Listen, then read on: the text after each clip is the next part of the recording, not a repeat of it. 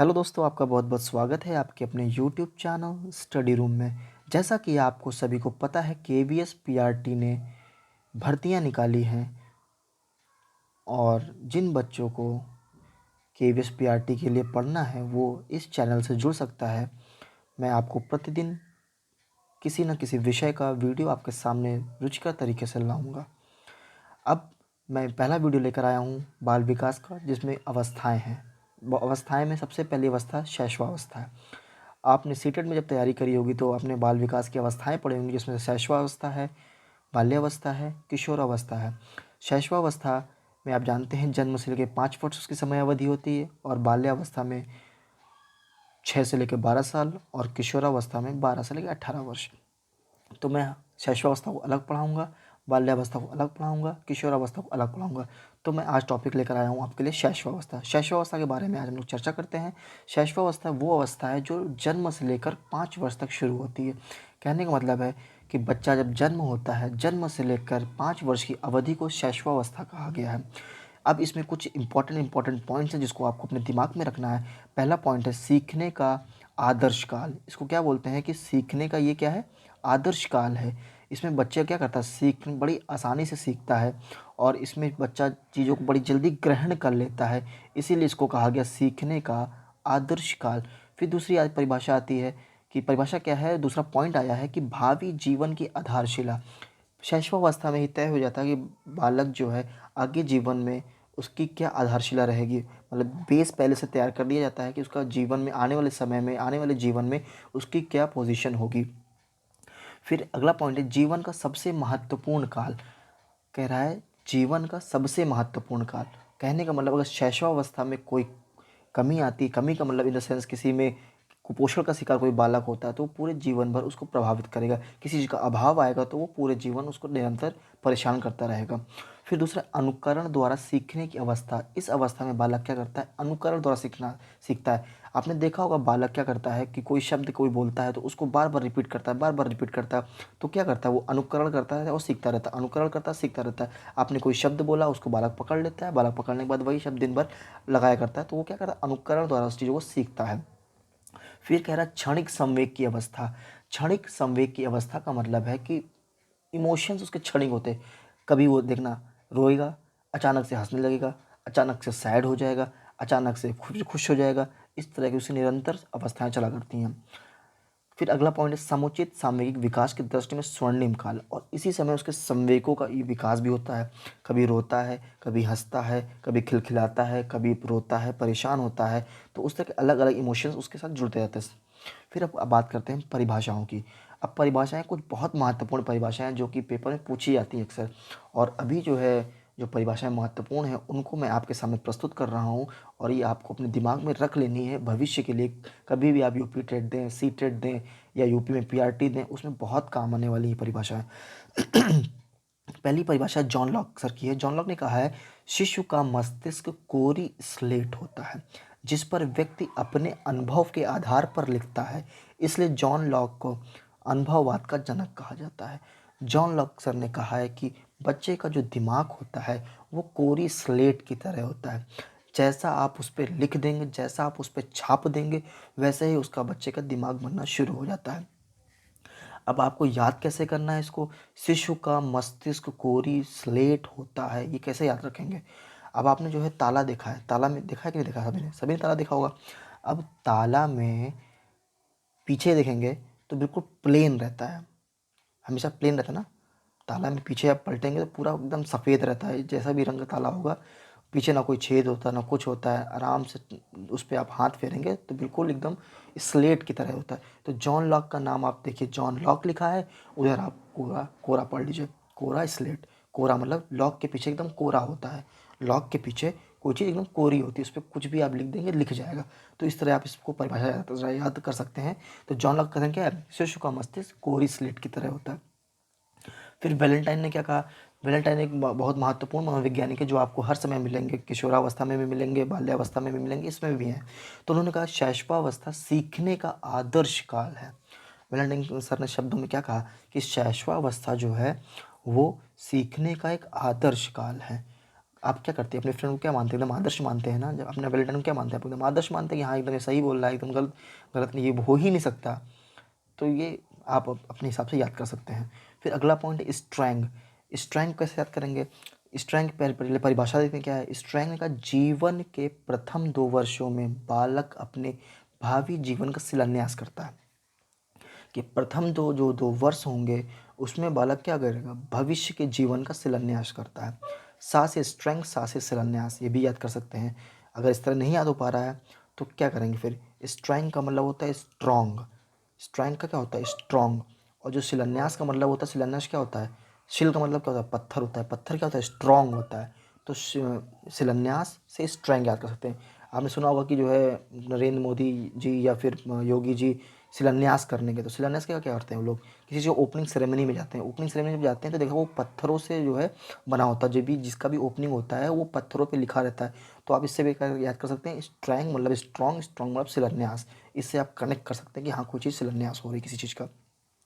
तो क्या कहा स्ट्रैंग ने, जीवन के प्रथम 2 वर्षों में बालक अपने भावी जीवन का शिलान्यास करता है।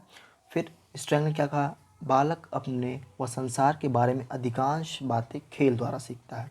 अब स्ट्रैंग यहाँ से पकड़ना, स्ट्रैंग जब खेल की बात आएगी तो स्ट्रैंग में का शब्द एक स्लैंग जुड़ता है। स्लैंग में क्या होता है, स्लैंग एक जो है अनऑफिशियल लैंग्वेज होती है और उसको स्लेजिंग भी बोलते हैं। स्लेजिंग क्या होता है, जब आपने कभी मैच देखा होगा तो मैच में क्या होता है, इंटरनेशनल क्रिकेट वो क्रिकेट होता है तो उसमें देखा होगा प्लेयर आपस में भिड़ जाते हैं, भिड़ते हैं तो आपस में स्लेजिंग करते हैं। स्लेजिंग वाला होता है कि अनऑफिशियल वर्ड जो कैमरा के सामने नहीं कह सकते या जो किसी के सामने कह नहीं जा सकते, उन्हें बोलते हैं स्लेजिंग।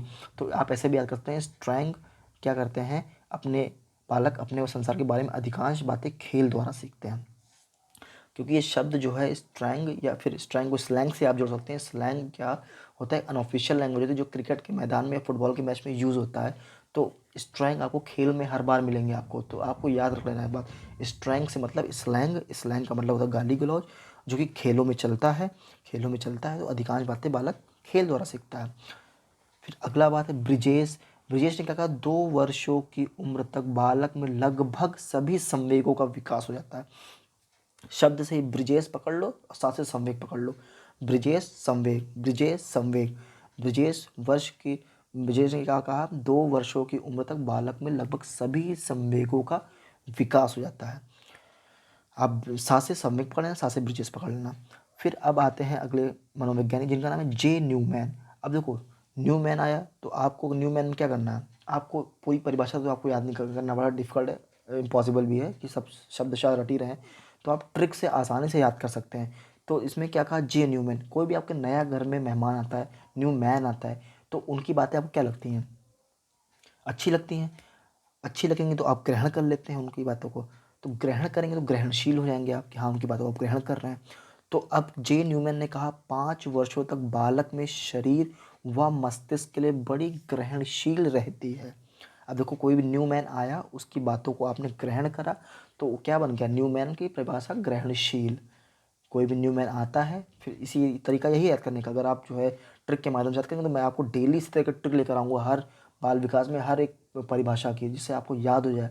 मेरी बातों को जो मैं कह रहा हूँ उसको आप पकड़ के चलिए कि मैं क्या कह रहा हूँ। न्यू मैन, न्यू मैन आता है तो घर में, तो आप उसकी बातों को क्या करते हैं, ग्रहण करते हो, कुछ कहता है तो आप ग्रहण करते हैं, तो चीज़ों क्या क्या ग्रहणशील हो रहा है। तो 5 वर्षों तक बालक में शरीर व मस्तिष्क के लिए बड़ी ग्रहणशील रहती है।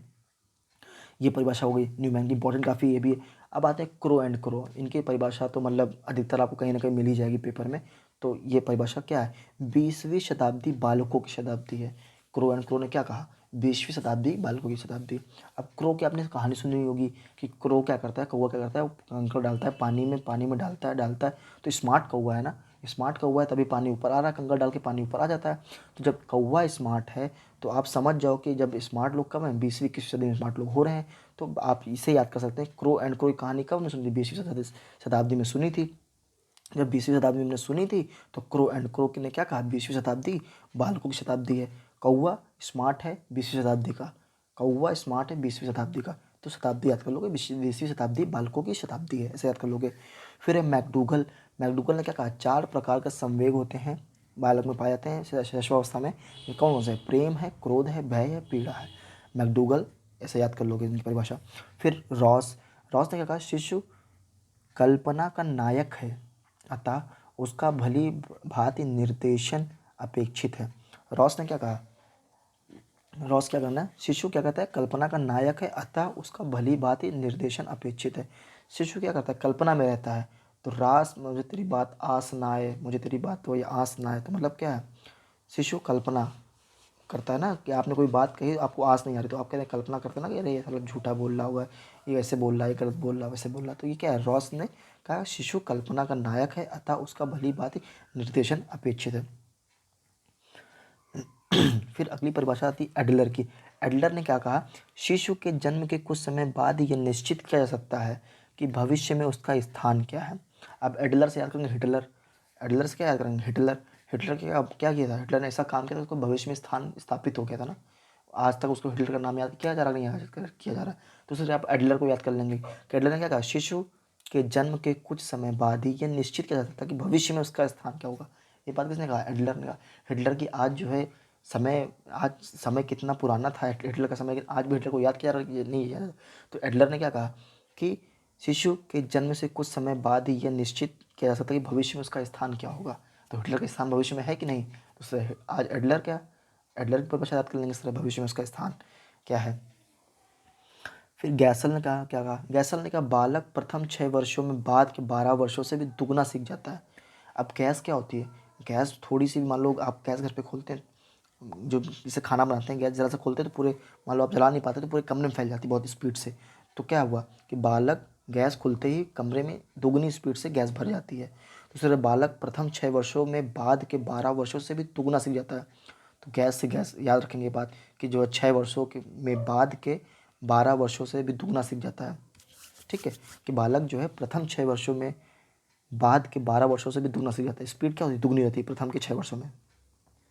अब सिगमंड फ्राइड क्या है, शिशु में काम प्रवृत्ति प्रबल होती है लेकिन वह क्रियाशील नहीं होती। सिगमंड फ्राइड ने कहा कि शिशु में काम प्रवृत्ति प्रबल होती है लेकिन वह क्रियाशील नहीं होती। सिगमंड फ्राइड, एस से सिगमंड, एस से सेक्स याद कर लेंगे कि हाँ उसकी सेक्स की प्रवृत्ति तेज रहती है लेकिन वो क्रियाशील नहीं होती है, ऐसे याद कर लेंगे। फिर वाटसन ने क्या कहा, वाटसन ने कहा सीखने की सीमा विकास की अन्य अवस्था में बहुत तीव्र होती है। अब वाटसन क्या क्या, आप अगर घर पे जो क्या कर देंगे, वाट बढ़ा देंगे, मीटर का वाट बढ़ा देंगे तो क्या होगा, इलेक्ट्रिसिटी ज़्यादा नहीं लगेगी, इलेक्ट्रिसिटी ज़्यादा आएगी तो विकास क्या होगा, काम क्या होगा, जल्दी जल्दी होगा। तो सीखने की सीमा का विकास क्या हो जाएगा, जो सीख रहा है उसका सीमा का विकास का अन्य अवस्थाओं में बहुत तीव्र होता है। तो सीखेगा क्या है, जल्दी जल्दी सीखेगा बालक। जैसे हमने वाट बढ़ाया घर का तो ऐसे क्या हुआ, जो अप्लाइंसेज हैं अच्छे से काम करने लगे, तो स्पीड उनकी और बढ़ गई। तो क्या है, सीखने की सीमा का विकास हो जाता है। रूसो ने क्या कहा, बालक के हाथ पैर व नेत्र उसके प्रारंभिक शिक्षक हैं, इन्हीं के द्वारा वह 5 वर्षों में पहचान सकता है, सोच सकता है और याद कर सकता है। ये परिभाषाएं रूसो की है। क्या कहा रूसो ने, बालक के हाथ पैर व नेत्र उसके प्रारंभिक शिक्षक हैं। रूसो ने क्या कहा, बालक के जो हाथ हैं, पैर हैं व नेत्र हैं उसके प्रारंभिक शिक्षक हैं, इन्हीं के द्वारा वह 5 वर्षों में पहचान सकता है, सोच सकता है और याद कर सकता है।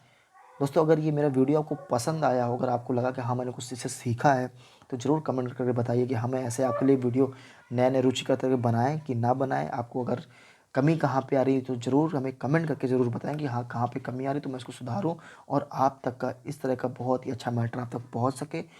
मैं आशा करता हूँ आपको समझ में आया होगा। अगर समझ में आया हो तो एक बार ज़रूर लाइक करिएगा। Thank you.